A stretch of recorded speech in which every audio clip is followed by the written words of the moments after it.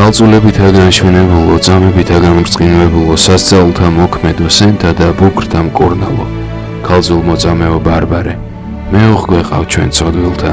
ამინ. დღეს ახალი სტილით 17 დეკემბერს წმინდა მართლმადიდებელი სამოციქულო ეკლესია მოიხსენიებს წმინდა დიდმოწამე ბარბარეს და წმინდა მოწამე იულიანეს. ღირს იოანე დამასკელს, ღირს იოანეს, პოლივოდელ ეპისკოპოსს.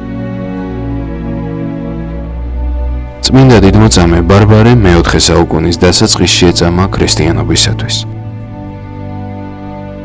იგი ქალაქ ილიოპოლისში მდიდარ ოჯახში აღიზარდა. მამამისმა დიოსკორემ მაღალი კოშკი ააგო და ქალწული შიგ-ჩაკეტა.